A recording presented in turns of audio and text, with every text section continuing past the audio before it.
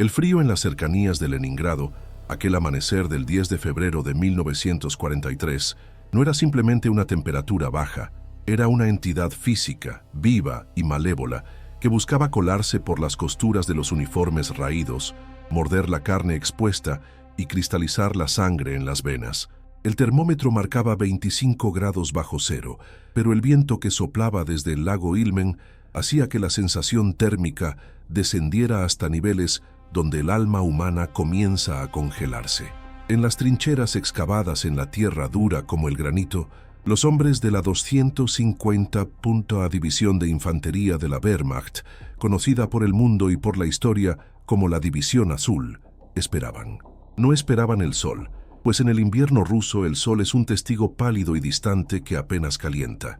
Esperaban la muerte, o al menos eso es lo que la lógica militar dictaba. Entre aquellos hombres, acurrucado en un pozo de tirador avanzado, con las manos envueltas en trapos sucios frotando el mecanismo de su ametralladora MG-34 para evitar que el aceite se congelara y atascara el percutor, se encontraba nuestro protagonista. No le pondremos un nombre aristocrático, ni diremos que venía de los grandes salones de Madrid. Podría ser un campesino de Extremadura, un estudiante de Barcelona o un obrero de Vallecas. Era, simplemente, el soldado español, un hombre delgado, con la barba de 3 días escarchada, los ojos enrojecidos por la falta de sueño y el cuerpo devorado por los piojos que, paradójicamente, eran la única fuente de calor constante bajo su guerrera. Estaba solo en su sector, o al menos así se sentía. Sus compañeros estaban a 50 metros en otro pozo, pero con la niebla matutina, esa distancia parecía un océano. Frente a él, a menos de 1 kilómetro, se extendía la inmensidad del Ejército Rojo. Al otro lado de la línea del frente, la escena era radicalmente distinta. El contraste era tan brutal que parecía un chiste macabro del destino. El alto mando soviético había preparado la Operación Estrella Polar con una meticulosidad casi obsesiva. Stalin quería resultados. Leningrado llevaba asediada demasiado tiempo y el estrangulamiento alemán debía romperse. Para ello, habían acumulado una fuerza de ataque colosal, una marea de acero y carne diseñada para aplastar cualquier resistencia por pura física newtoniana. Masa por aceleración, 4 divisiones de infantería, 2 regimientos de tanques pesados, brigadas de esquiadores, más de 45.000 hombres se agolpaban en las líneas de salida, desayunando rancho caliente, bebiendo vodka para calentar el espíritu y escuchando las arengas de los comisarios políticos. Los oficiales soviéticos enfundados en gruesos abrigos de piel y observando el sector español con prismáticos alemanes capturados, sentían una confianza que rozaba la arrogancia. No era para menos. Los informes de inteligencia que tenían sobre la mesa describían a los españoles de una forma que provocaba risas en el Estado Mayor. Guitarreros los llamaban, soldados de verano. Según los espías rusos, los españoles eran indisciplinados, ruidosos, incapaces de mantener la línea y, sobre todo, moralmente débiles. Creían que estaban allí obligados, que eran mercenarios muertos de hambre que huirían al primer disparo de un cañón serio. Un general ruso, mirando su reloj de bolsillo de oro, comentó a su ayudante que para la hora del almuerzo estarían cenando en el puesto de mando español. 2 horas, dijo.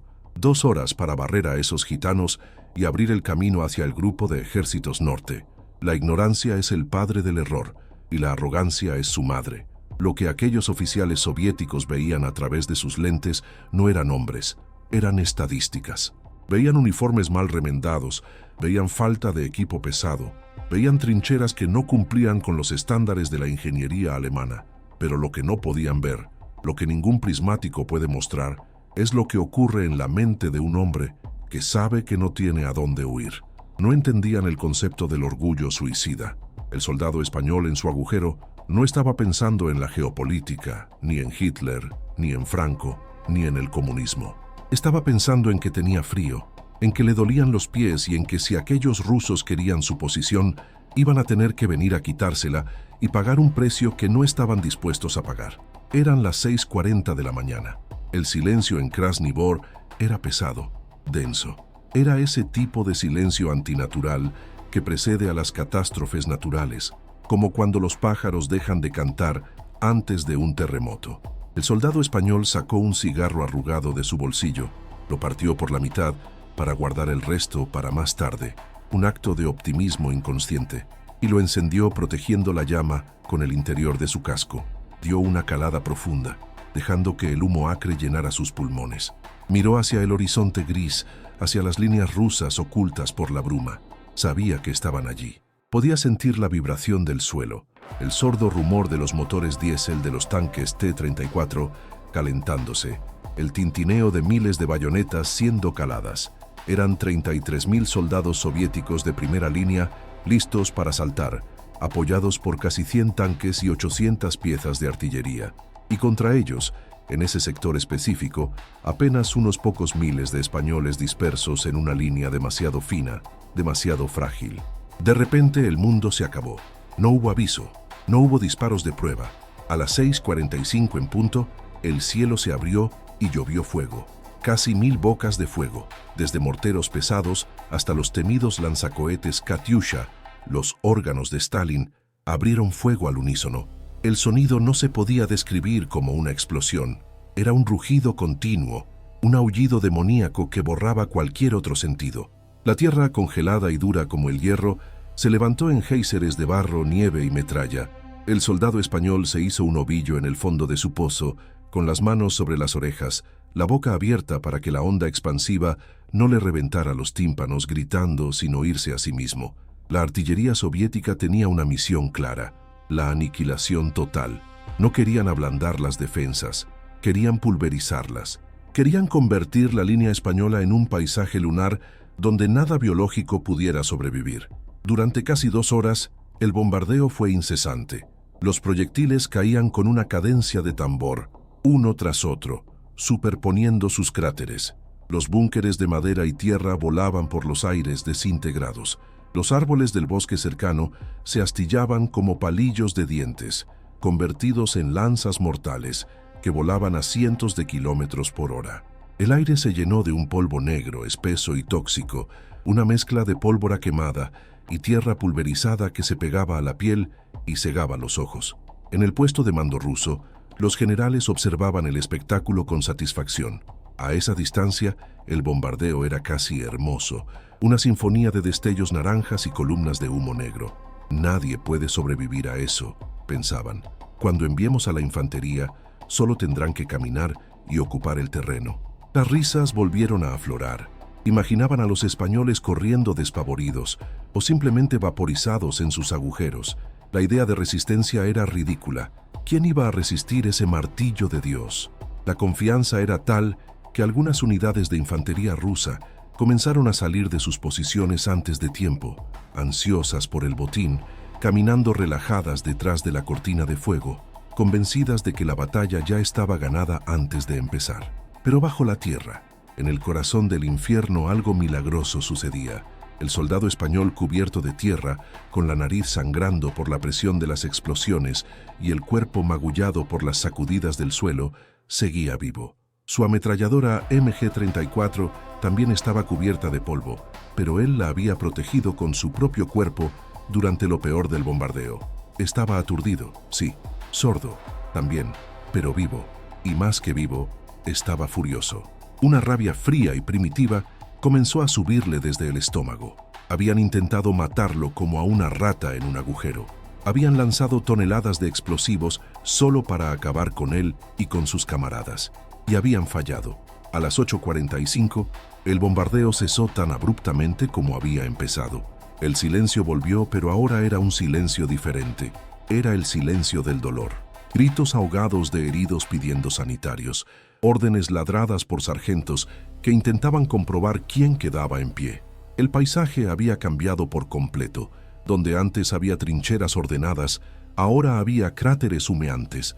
Donde había bosque, ahora había tocones quemados.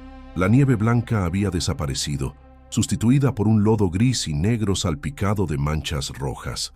El soldado español se incorporó lentamente, se sacudió la tierra del casco, comprobó el cerrojo de su arma. Funcionaba. Miró a su izquierda y vio que el pozo de sus compañeros había desaparecido, convertido en un cráter humeante. No había rastro de ellos. Una punzada de dolor le atravesó el pecho, pero no había tiempo para el luto. Miró hacia el frente. A través del humo y la niebla vio sombras que se movían. Primero eran docenas, luego cientos, luego miles. La infantería soviética avanzaba. Venían en oleadas compactas, hombro con hombro, confiados, gritando ¡hurra!, con esa cadencia que helaba la sangre. Vestían uniformes blancos de camuflaje o capotes marrones, y sus bayonetas caladas brillaban bajo la luz difusa de la mañana. Eran una masa humana imparable, un océano que venía a ahogar a los supervivientes. Para el soldado español, la vista era aterradora. Estaba solo. Su línea de comunicación estaba cortada. No tenía apoyo de artillería. No tenía tanques. Solo tenía su fusil, su ametralladora, unas cuantas granadas y la certeza absoluta de que iba a morir ese día. Pero entonces sucedió lo incomprensible. En lugar de miedo, sintió una claridad absoluta. Si iba a morir, no lo haría acurrucado en el fondo de un agujero. Si aquellos 300 rusos que venían directamente hacia su sector querían pasar, tendrían que pagar el peaje. Ajustó la cinta de munición. Apoyó la culata del arma en su hombro. Respiró hondo, tragando el aire helado y sucio. Esperó. Los rusos estaban a 300 metros, a 200 metros. Podía ver sus caras. Podía ver que sonreían, que charlaban, que caminaban erguidos, sin buscar cobertura, seguros de que no quedaba nadie vivo para dispararles. Creyeron la mentira de su propia artillería. Creyeron la mentira de que los españoles eran cobardes. A 100 metros, el soldado español exhaló todo el aire de sus pulmones y apretó el gatillo. El sonido de la MG-34, con su cadencia de 1200 disparos por minuto, rasgó el aire como una sierra mecánica cortando tela. La primera fila de soldados soviéticos simplemente se desintegró. No cayeron como en las películas. Fueron cegados, empujados hacia atrás por la fuerza de los impactos, convertidos en una niebla rosada y trapos sanguinolentos. La sonrisa de los rusos desapareció en una fracción de segundo, reemplazada por el shock total. La pesadilla para los rusos acababa de comenzar. No se enfrentaban a un ejército fantasma. Se enfrentaban a hombres que habían decidido que ese pedazo de tierra rusa sería su tumba, pero también la tumba de cualquiera que intentara pisarla. El soldado español movía el cañón de su arma de izquierda a derecha, barriendo el campo, creando una zona de muerte donde nada podía vivir. Los rusos, confundidos, se tiraron al suelo. El avance triunfal se detuvo en seco. Los gritos de ¡hurra! Se transformaron en gritos de agonía y órdenes confusas. ¿Cómo era posible? Sus oficiales les habían dicho que no habría resistencia. Les habían dicho que los españoles huirían, pero el fuego que venía de esas ruinas era preciso, mortal y feroz. En ese momento, el soldado español no era un hombre, era una máquina. Cambiaba los cañones de la ametralladora con las manos desnudas, quemándose la piel con el metal al rojo vivo, sin siquiera notarlo. Cargaba nuevas cintas con movimientos mecánicos. Sus ojos estaban fijos en el blanco. Cada vez que una cabeza asomaba, disparaba. Pero los rusos no eran cobardes, eran veteranos endurecidos por Stalingrado y Moscú. Pasado el shock inicial, comenzaron a reaccionar. Eran 300 contra 1 en ese sector específico. Comenzaron a flanquear, a arrastrarse por la nieve, a preparar sus morteros ligeros. La desigualdad numérica era absurda. Era una hormiga luchando contra un elefante. Sin embargo, la hormiga tenía dientes de acero. El combate se volvió personal. Un grupo de 5 rusos intentó asaltar el pozo por el flanco derecho, lanzando granadas de mano. El soldado las vio venir. Eran esos segundos que parecen horas, donde ves el objeto negro girando en el aire. Una cayó dentro del pozo. Sin pensarlo, con un reflejo nacido de la desesperación, la cogió y la devolvió. Explotó en el aire, a pocos metros, derribando a 2 de los asaltantes. A los otros 3 los abatió con su pistola Luger, disparando a quemarropa cuando ya estaban casi encima de él. La nieve alrededor del pozo ya no era blanca, era un lodazal rojo y negro, sembrado de cadáveres soviéticos que formaban una especie de macabro parapeto adicional. El soldado español estaba sangrando por una herida de metralla en el hombro, pero la adrenalina actuaba como la morfina más potente del mundo. No sentía dolor, solo sentía el retroceso del arma y el odio, un odio puro y cristalino hacia esa marea gris que no dejaba de venir. A lo lejos el rugido de los motores aumentó. Los tanques, los malditos tanques, los T-34 y los gigantescos KV-1, monstruos de 50 toneladas, comenzaron a aparecer tras la infantería. Esto cambiaba todo. El soldado español no tenía armas antitanque. Sus balas rebotarían en el blindaje inclinado de los T-34 como granizo sobre un tejado. La lógica dictaba, una vez más, que debía retirarse, que debía correr, que ya había hecho suficiente. Había detenido a una compañía entera él solo durante 30 minutos. Había ganado tiempo para que la retaguardia se organizara. Nadie le culparía si se rendía o huía. Pero la lógica no había sido invitada a Krasni Bor ese día. El soldado miró los tanques que avanzaban, aplastando los cuerpos de sus propios compañeros caídos con indiferencia mecánica. Miró su ametralladora, inútil contra esas bestias. Miró las botellas de gasolina que tenía preparadas en un rincón del pozo, trapos sucios metidos en la boca de cristal, molotovs. Una sonrisa torcida, carente de humor, se dibujó en su rostro sucio. Recordó las palabras de los comisarios rusos sobre los soldados de verano. Bueno, pensó, el verano había llegado a Rusia y iba a hacer mucho calor. Se ajustó el casco, comprobó que el mechero funcionaba y esperó a que el primer tanque estuviera lo suficientemente cerca como para ver el miedo en los ojos del conductor a través de la ranura del visor. No se iría, no retrocedería. Si querían ese agujero en el suelo, tendrían que quemarlo con él dentro.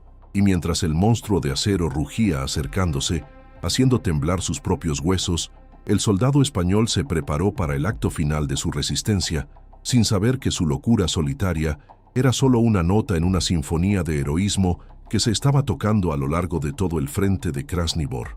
Aquello no era una batalla, era un duelo entre la carne y el acero, y la carne española se negaba a romperse. El monstruo de acero, un T-34 soviético de 30 toneladas pintado de blanco invernal, rugía como una bestia prehistórica.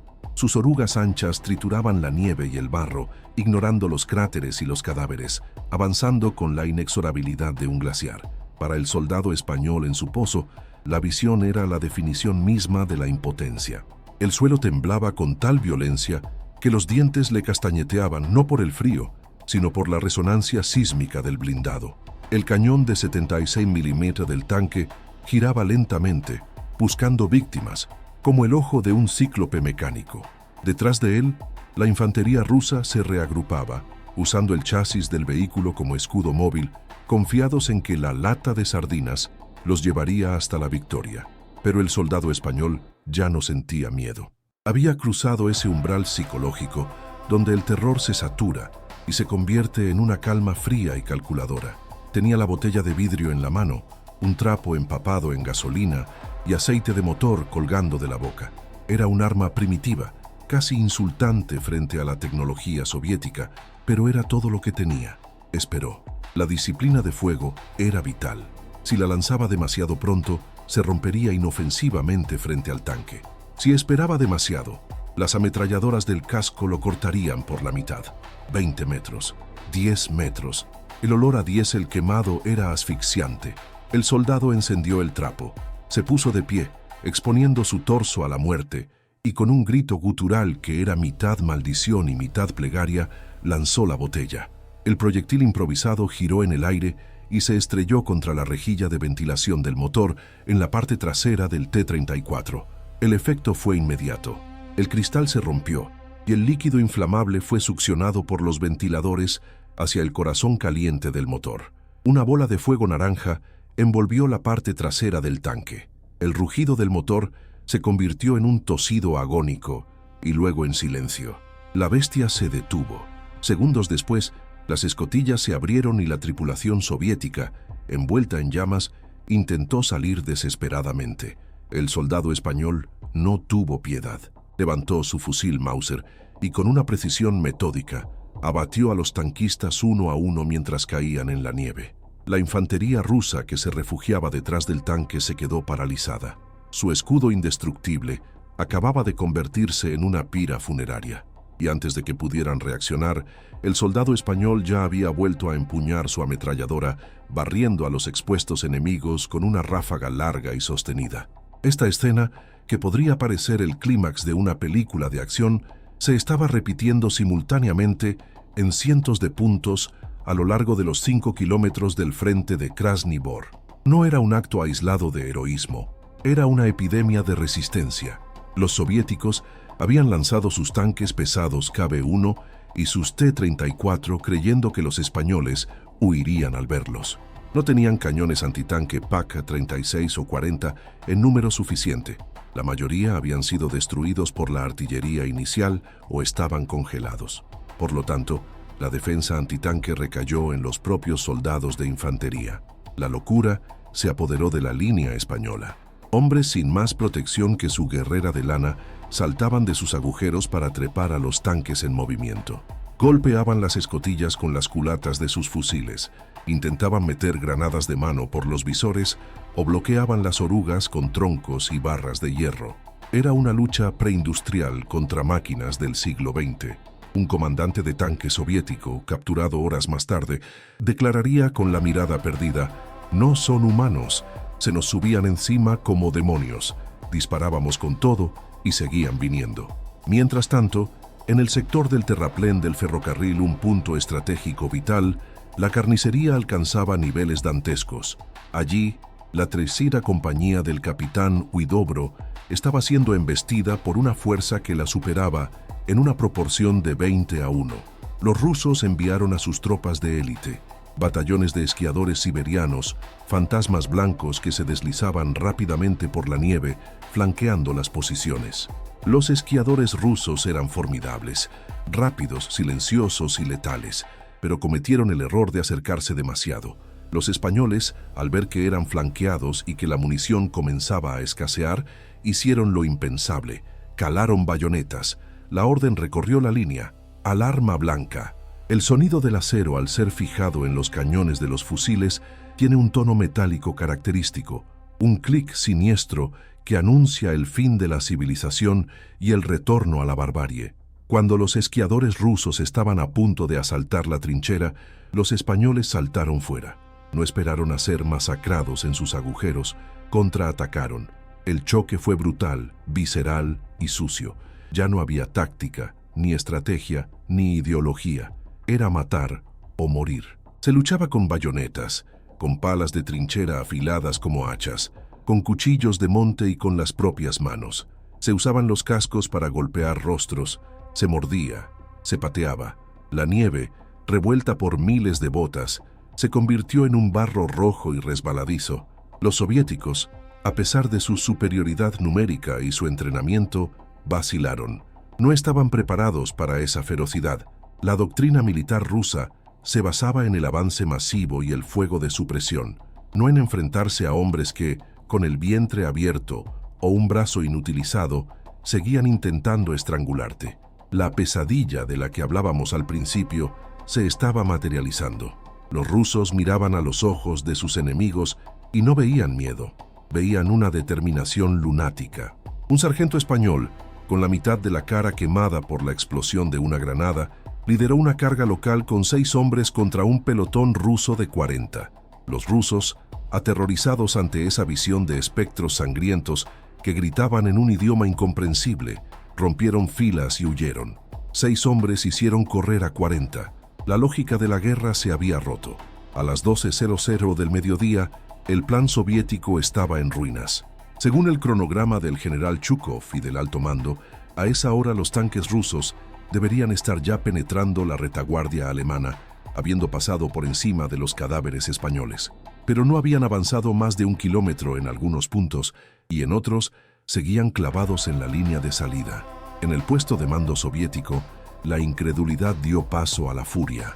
Los teléfonos de campaña sonaban sin cesar. Los comisarios políticos gritaban a los comandantes de campo, amenazando con ejecuciones sumarias por cobardía. «¿Cómo es posible que no hayan tomado la estación de tren?», bramaba un general. «Son solo un puñado de fascistas con fusiles viejos». La respuesta que llegaba desde el frente era siempre la misma, teñida de estática y pánico. «No mueren, camarada general. Les disparamos, los quemamos, les pasamos por encima con los tanques, pero vuelven a levantarse. El terreno está sembrado de nuestros muertos. Necesitamos más refuerzos. Necesitamos más artillería». Zhukov, furioso, ordenó que se lanzara todo a la batalla. La segunda oleada, la reserva, más carne para la picadora. Aviones de ataque a tierra Ilyushin Il-2 Sturmovik aparecieron en el cielo plomizo, lanzando cohetes y bombas sobre las posiciones españolas. El suelo se convulsionaba. Los hombres eran enterrados vivos por las explosiones, solo para desenterrarse a sí mismos y seguir disparando. Volvamos a nuestro soldado solitario. Han pasado 4 horas desde el inicio del ataque. Su ametralladora MG-34 humea. El cañón está deformado por el calor excesivo. Ha agotado casi toda la munición. A su alrededor, el paisaje es un cementerio de soldados soviéticos. Montañas de cuerpos con uniformes verdes y blancos se apilan frente a su posición, creando una barrera macabra que le protege de los disparos enemigos. Tiene sed, una sed que quema la garganta más que el fuego. Coge un puñado de nieve sucia y se la mete en la boca. Sabe a pólvora y a sangre. Mira sus manos. Están negras, cubiertas de hollín y aceite, temblando incontrolablemente por la descarga de adrenalina. Sabe que el final está cerca. Puede ver cómo los rusos se reagrupan para un nuevo asalto. Esta vez no cometerán errores. Vendrán con más tanques, con lanzallamas, con todo. Pero entonces, escucha algo. Un sonido débil entre el estruendo de la artillería. Al principio cree que es una alucinación auditiva, producto de la conmoción cerebral. Pero el sonido persiste y crece. Es una canción. Desde los pozos de tirador vecinos, desde las ruinas humeantes de la izquierda y la derecha, voces roncas, rotas y desafinadas comienzan a elevarse. No son gritos de dolor, no son súplicas de rendición. Los españoles están cantando. Cantan el cara al sol, cantan himnos legionarios, cantan coplas populares. Es un acto de desafío supremo.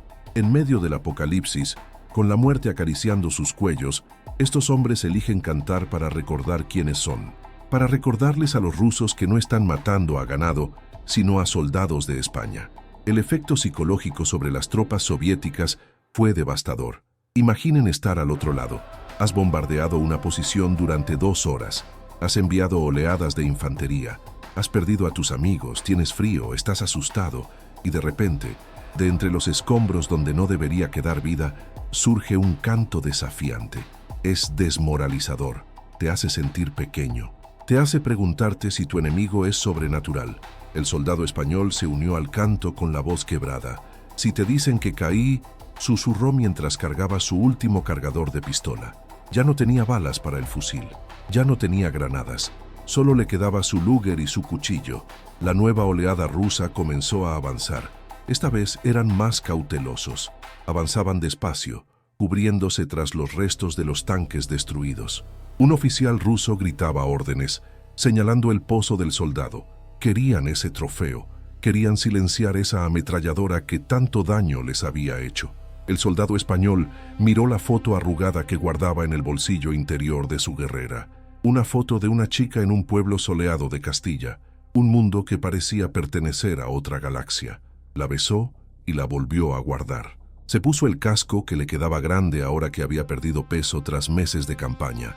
Cuando los rusos estuvieron a 20 metros, el soldado se levantó. No para rendirse, se levantó para que lo vieran bien, para que vieran que estaba de pie. Levantó su pistola y disparó. 1, 2, 3, 4 disparos. 4 rusos cayeron. El percutor hizo clic en el vacío. El soldado arrojó la pistola vacía a la cara del enemigo más cercano. Sacó su cuchillo y su pala de trinchera. Los rusos se detuvieron un segundo, atónitos ante la imagen de aquel hombre flaco, sucio y ensangrentado, que los desafiaba solo con un trozo de metal afilado frente a un ejército entero. «¡Venid a por mí, cabrones!», gritó en español. Los rusos no entendieron las palabras, pero entendieron el tono y el miedo que sintieron en ese instante, el miedo a un hombre que ha aceptado su muerte y la ha convertido en un arma. Fue algo que llevarían consigo el resto de sus vidas. La marea rusa se abalanzó sobre él, pero no cayó fácil. La lucha en ese pozo duró 2 minutos eternos. Gritos, golpes sordos, maldiciones. Y cuando finalmente el silencio volvió a ese pequeño agujero en la nieve, había 7 cuerpos rusos yaciendo junto al del español. Habían necesitado un tanque, un pelotón de infantería, y 4 horas para tomar un solo agujero defendido por un solo hombre. Y al mirar hacia el horizonte, los comandantes rusos sintieron un escalofrío que no tenía nada que ver con el invierno. Delante de ellos, extendiéndose por kilómetros, había miles de agujeros más, miles de españoles más. Si tomar un solo hombre les había costado tanto, ¿cuál sería el precio de tomar Krasny Bor? La pesadilla matemática acababa de revelarse en toda su magnitud. El día apenas estaba a la mitad, y la nieve ya no tenía sitio para más sangre. El mediodía en Krasny Bor no trajo el sol, ni la calidez, ni el descanso. Trajo una luz grisácea, enferma, filtrada a través del humo de los incendios y la cordita suspendida en el aire. El campo de batalla ya no se parecía a ningún manual de academia militar. Las líneas del frente se habían disuelto. Ya no había una línea española y una línea rusa claramente definidas. La batalla se había fracturado en cientos de islas de resistencia aisladas, pequeños archipiélagos de fuego y sangre donde grupos de supervivientes españoles, rodeados por todas partes, se negaban a morir. Las comunicaciones estaban cortadas. Los cables telefónicos habían sido triturados por las orugas de los tanques T-34 y las radios, congeladas o destrozadas, solo emitían estática. El general Emilio Esteban Infantes, al mando de la división, intentaba dirigir una orquesta en medio de un huracán sin batuta y sin partitura. Los informes que llegaban por mensajeros, hombres valientes que corrían esquivando balas como si fueran gotas de lluvia, eran fragmentarios y aterradores. El batallón 262 está aniquilado. La posición del ferrocarril ha caído. Los rusos están cruzando el río Ishora. Pero en medio de ese colapso organizativo surgió el verdadero carácter de la unidad. Sin órdenes directas, sin oficiales superiores que les gritaran qué hacer, los cabos, los sargentos y los tenientes más jóvenes tomaron el mando del caos. La iniciativa individual, ese rasgo tan profundamente hispano, se convirtió en el pegamento que evitó la desintegración total. En la retaguardia, la situación era crítica. El hospital de campaña, situado en un edificio de ladrillo medio derruido en la población de Raibo, se había convertido en la antecámara del infierno. Dentro, el aire era irrespirable, una mezcla densa y dulzona de cloroformo, sangre coagulada, gangrena y excrementos. Los cirujanos trabajaban con los brazos manchados de rojo hasta los codos, amputando miembros destrozados a la luz de lámparas de petróleo que parpadeaban cada vez que un proyectil de artillería caía cerca. El suelo estaba resbaladizo. Los gemidos de los heridos formaban un coro constante, una letanía de dolor que nunca cesaba, pero el horror alcanzó un nuevo nivel cuando las balas comenzaron a golpear las paredes del hospital. Los rusos habían roto el flanco derecho. Estaban a menos de 500 metros. El comandante médico, un hombre de ojos cansados que había visto demasiadas guerras, dejó el bisturí un segundo y miró a sus ayudantes. No hacía falta decir nada. Todos sabían lo que hacían los soviéticos con los prisioneros y especialmente con los heridos. No habría piedad. Fue entonces cuando sucedió una de las escenas más surrealistas y heroicas de la jornada. Los muertos vivientes se levantaron. Soldados que yacían en camillas, con vendajes empapados en sangre, con piernas rotas, con metralla en el vientre, comenzaron a pedir sus armas. «Dame el fusil, doctor. Dame el maldito fusil», gruñía un cabo con la cabeza vendada dejando ver solo un ojo. Aquellos que no podían caminar se arrastraron hasta las ventanas. Aquellos que no podían disparar cargaban munición para los que sí podían. El hospital dejó de ser un lugar de curación y se transformó en una fortaleza. Los rusos que se acercaron al edificio, pensando que sería una captura fácil, fueron recibidos por un fuego grananeado que salía de las ventanas rotas. No se enfrentaban a tropas de élite en plenitud física. Se enfrentaban a hombres mutilados, febriles, impulsados por la desesperación más absoluta. Un sargento con una sola mano útil disparaba su pistola apoyándola en el alféizar, maldiciendo en un castellano antiguo y florido, mientras un sanitario le pasaba cargadores. Defendieron el hospital no por estrategia, sino por dignidad. Nadie iba a degollarlos en una camilla. Si morían, morirían de pie, o al menos intentándolo. Mientras tanto, en el cielo, el rugido cambió. El sonido grave y pesado de los motores soviéticos fue desafiado por un zumbido más agudo, más rápido. La Luftwaffe había llegado. Una escuadrilla de cazas Focke-Wulf FW 190 y bombarderos en picado Stuka apareció entre las nubes bajas. Eran pocos, ridículamente pocos para la magnitud de la ofensiva rusa, pero su impacto moral fue gigantesco. Los Stukas, con sus sirenas trompetas de Jericó aullando, se lanzaron en picado sobre las concentraciones de blindados soviéticos. Las bombas cayeron con precisión alemana. Columnas de tierra negra y acero retorcido se elevaron hacia el cielo. Varios T-34 estallaron, sus torretas volando por los aires como tapas de olla a presión. Los soldados españoles, desde sus agujeros, vitorearon, agitaron sus cascos, llorando de rabia y alivio. Por un momento no estaban solos, el cielo no les había abandonado. Aprovechando la confusión creada por el ataque aéreo, el mando español decidió jugar su última carta. Una carta que, en cualquier otro ejército, se habría considerado un suicidio inútil. Pero esto era la División Azul. No quedaban reservas de combate. Los batallones de fusileros estaban todos comprometidos y desangrándose en primera línea. ¿A quién enviar para tapar la brecha en el sector del ferrocarril, donde los rusos amenazaban con rodear a toda la división? Se dio la orden de movilizar a los servicios: cocineros, escribientes, mecánicos, conductores, veterinarios, telefonistas, hombres que habían pasado la guerra pelando patatas, reparando camiones o escribiendo informes mecanografiados, hombres que, en teoría, no eran combatientes de primera línea. Se les entregó un fusil, 2 granadas y se les dijo: «Ahí vienen los rusos. Si pasan, todos morimos. Adelante». Esta fuerza improvisada, bautizada después por la leyenda como el Batallón de los Oficinistas, se lanzó al contraataque. No tenían la disciplina táctica de los veteranos, no sabían moverse por escuadras cubriendo ángulos, pero tenían algo más peligroso: tenían miedo, y el miedo, cuando no te paraliza, te convierte en una bestia. Imaginen la escena desde la perspectiva soviética. Los rusos, agotados tras horas de combate, creen haber roto la línea. Avanzan entre los árboles del bosque de Krasny Bor, esperando encontrar el camino despejado hacia la retaguardia alemana. Y de repente, de entre la niebla, surge una horda de hombres gritando, vestidos con uniformes manchados de grasa de motor o harina, cargando no con táctica militar, sino como una turba enfurecida en una pelea de bar. El combate en el bosque fue medieval.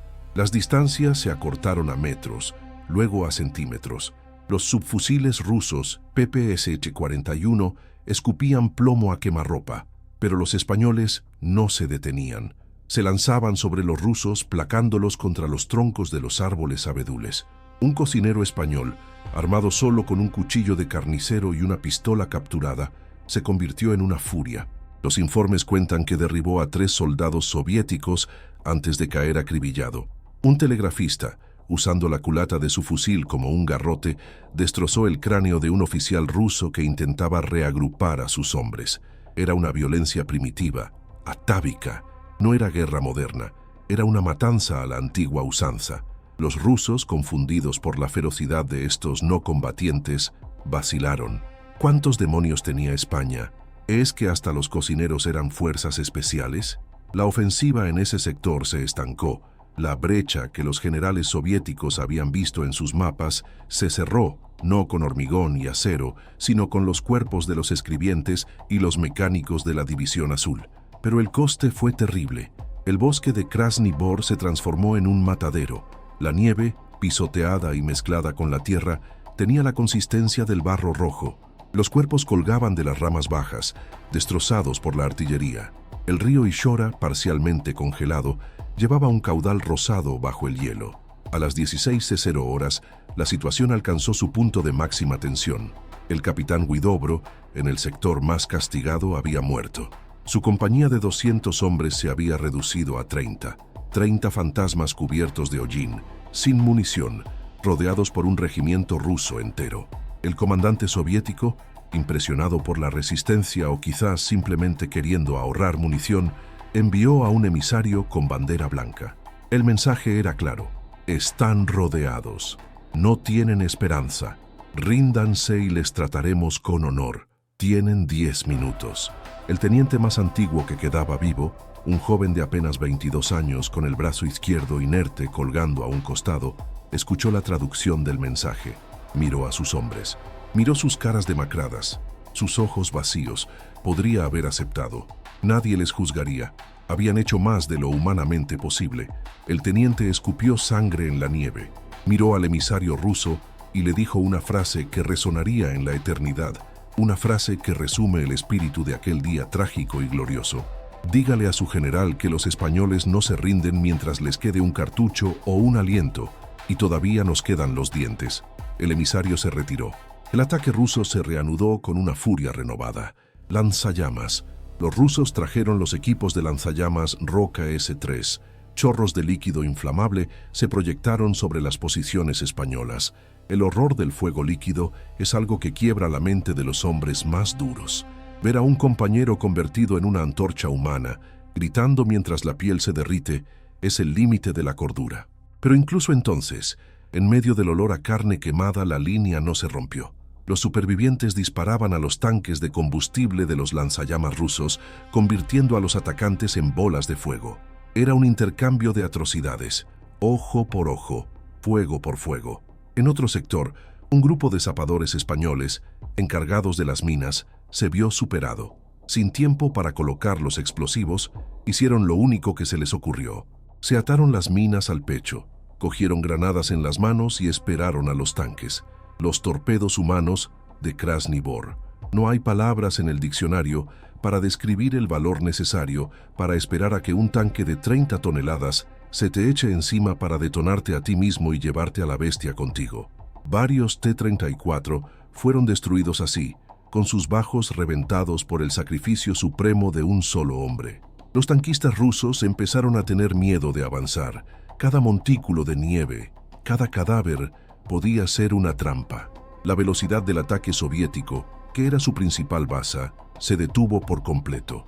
La maquinaria de guerra de Stalin, diseñada para la velocidad y el choque, se había atascado en el engranaje de huesos españoles. Al caer la tarde, el general Zhukov, en su cuartel general lejano, miraba los mapas con incredulidad. Las flechas rojas que representaban sus divisiones apenas se habían movido unos kilómetros. Había perdido más de 10.000 hombres en un solo día.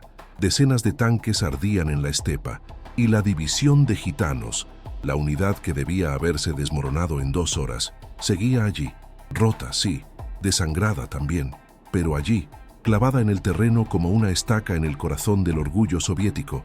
La luz comenzaba a desvanecerse, dando paso a la noche polar. Pero la oscuridad no traería paz, traería el frío extremo, el congelamiento de los heridos que no podían ser rescatados y el miedo a los infiltrados. Sin embargo, algo había cambiado en la psicología de la batalla. Por la mañana, los rusos atacaban con la arrogancia del conquistador. Ahora, al atardecer, atacaban con la desesperación del que sabe que ha fallado. Sabían que habían perdido la oportunidad de la ruptura rápida. Sabían que cada hora que pasaba, los alemanes traían reservas desde otros sectores. Sabían que su operación estrella polar se estaba apagando en la nieve de Krasny Bor, y en medio de esa carnicería, nuestro soldado solitario del principio, el de la ametralladora, seguía vivo.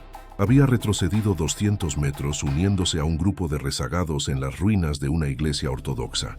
Estaba herido en la pierna, cojeaba, había perdido el casco y su ametralladora estaba inservible. Ahora llevaba un subfusil ruso PPSH-41 que había arrancado de las manos de un cadáver. Miró a sus nuevos compañeros de trinchera en la iglesia, un sargento de la legión, un cabo de transmisiones y 2 soldados de infantería, 5 hombres, 5 supervivientes de una compañía de 150. Se pasaron una botella de coñac que milagrosamente no se había roto. Bebieron en silencio. No brindaron por la victoria, ni por España, ni por el Führer. Brindaron por estar vivos un minuto más. Dicen que van a atacar de noche, dijo el cabo, mirando por la ventana rota de la iglesia hacia la oscuridad creciente. Que vengan, respondió el sargento, limpiando su bayoneta con un trapo. Aquí hay sitio para enterrarlos a todos. El soldado miró sus manos. Ya no temblaban. Había trascendido el miedo. Se dio cuenta de que aquel día, el 10 de febrero de 1943, había vivido 1000 vidas y muerto 1000 muertes. Y aunque su cuerpo estaba roto y su alma oscurecida por lo que había tenido que hacer, sabía una cosa con certeza. Los rusos habían cometido el peor error de su historia militar al subestimarlos. Habían despertado a un enemigo que no entiende de lógica, que no entiende de matemáticas, y que prefiere la muerte a la deshonra. La noche cayó sobre Krasni Bor, cubriendo los miles de cuerpos con un sudario de estrellas heladas, pero la batalla no había terminado. Faltaba el acto final, el epílogo sangriento, donde se decidiría si la División Azul sería aniquilada o si escribiría su nombre en oro en el libro de la historia. Y la respuesta llegaría con la oscuridad. La noche del 10 al 11 de febrero cayó sobre el frente de Leningrado como una losa de mármol negro. La temperatura, desafiando toda lógica de supervivencia, descendió aún más, rozando los 30 grados bajo cero. Si el combate diurno había sido un infierno de fuego, la noche trajo el infierno de hielo. En la oscuridad, iluminada esporádicamente por bengalas de magnesio que descendían lentamente en paracaídas, proyectando sombras largas y distorsionadas, el campo de batalla de Krasni Bor adquirió una cualidad fantasmal. Los gemidos de los miles de heridos, tanto españoles como soviéticos, que yacían en la tierra de nadie, se fueron apagando uno a uno, no por la atención médica, que era imposible de suministrar bajo el fuego de los francotiradores, sino porque el frío misericordioso y letal les inducía al sueño eterno. La hipotermia terminaba el trabajo que la metralla había comenzado. Para los supervivientes españoles, acurrucados en las ruinas de la iglesia, en los sótanos de la estación de tren o en los mismos cráteres que habían defendido con uñas y dientes, no hubo sueño. La adrenalina se había disipado, dejando paso a un agotamiento tan profundo que dolía físicamente. Temblaban incontrolablemente, comían nieve para engañar al hambre, revisaban obsesivamente sus armas vacías, buscando en los bolsillos de los muertos algún cargador olvidado. Sabían que si los rusos lanzaban un ataque nocturno masivo, todo habría terminado. No les quedaba nada, ni munición, ni fuerzas, ni esperanza. Solo les quedaba esa terquedad atávica, ese orgullo irracional que les impedía levantar las manos. Pero el ataque no llegó, y ese silencio nocturno fue la primera prueba real de su victoria. Al otro lado de la línea, el Ejército Rojo estaba paralizado. La maquinaria de guerra soviética, que había triturado al sexto ejército alemán en Stalingrado apenas una semana antes, se había atascado en Krasni Bor. Los informes que llegaban al mariscal Zhukov eran confusos y desmoralizadores. Las unidades de vanguardia se negaban a avanzar en la oscuridad, temiendo emboscadas de esos diablos del sur que parecían inmunes a la muerte. La moral de las tropas de asalto rusas estaba quebrada. Habían visto a sus camaradas ser masacrados por hombres que cargaban contra tanques con botellas de gasolina. Habían visto cómo cada metro de avance les costaba un regimiento. El miedo a lo desconocido, el miedo a ese enemigo incomprensible, paralizó la ofensiva. Cuando el sol del 11 de febrero se elevó pálido sobre el horizonte, reveló la magnitud de la carnicería. Fue una visión que ningún hombre que la presenciara podría olvidar jamás. Una imagen grabada a fuego en las retinas de los veteranos hasta el día de su muerte. El paisaje había dejado de ser blanco. Era una alfombra multicolor de muerte. Miles y miles de cuerpos con uniformes verdes, blancos y caqui cubrían la estepa. En algunos sectores, frente a las posiciones de las ametralladoras españolas, los cadáveres soviéticos se apilaban en montículos de 1,5 metros de altura, como si una ola humana hubiera sido congelada en el instante de romper contra un acantilado invisible. Tanques T-34 y KB-1 yacían humeantes, con sus torretas arrancadas o sus orugas destrozadas, como leviatanes varados en una playa de sangre. Las cifras, cuando se contaron días después, desafiaban la aritmética militar. La División Azul, esa unidad de guitarreros despreciada por la inteligencia rusa, había sufrido un castigo terrible. 1.125 muertos, 1.036 heridos y 91 desaparecidos. Casi el 75% de las fuerzas desplegadas en primera línea habían sido bajas. Compañías enteras habían dejado de existir, pero el precio que habían cobrado a los soviéticos era exorbitante, casi obsceno. El Ejército Rojo había dejado sobre la nieve de Krasni Bor a más de 11.000 muertos. Otros 5.000 habían sido heridos o capturados. En total, la 55ª Ejército Soviético había perdido a casi el 30% de sus efectivos en un solo día de combate contra una fuerza infinitamente inferior. Habían perdido la batalla. La Operación Estrella Polar, diseñada para romper el cerco de Leningrado y cambiar el curso de la guerra en el norte, había muerto en su cuna, estrangulada por las manos congeladas de los voluntarios españoles. La reacción internacional no se hizo esperar, aunque se manifestó de formas muy distintas. En Moscú hubo silencio. Stalin, enfurecido, prohibió que se mencionara el nombre de Krasny Bor en los partes de guerra oficiales. No podía admitir ante el mundo, ni ante su propio pueblo, que una división de voluntarios españoles había detenido en seco a 4 divisiones de la Guardia Roja y 2 regimientos de tanques. La batalla fue borrada de los libros de historia soviéticos durante décadas, convertida en un no evento, una vergüenza que debía ser ocultada bajo la alfombra de la propaganda. En Berlín, la reacción fue de asombro y un respeto reverencial. Adolf Hitler, un hombre que rara vez elogiaba a tropas que no fueran las suyas y que a menudo se burlaba de la raza latina por considerarla militarmente inferior, tuvo que tragarse sus prejuicios. En una conferencia con sus generales, días después de la batalla, pronunció palabras que quedarían para la historia. Extraordinariamente duros, los españoles no han cedido ni una pulgada de terreno. No se protegen, desafían a la muerte. Sé que nuestros hombres están contentos de tener a los españoles como vecinos en el frente. El general Oberst Lindemann, comandante del 18º Ejército, visitó al general Esteban Infantes y, rompiendo el protocolo prusiano, le abrazó.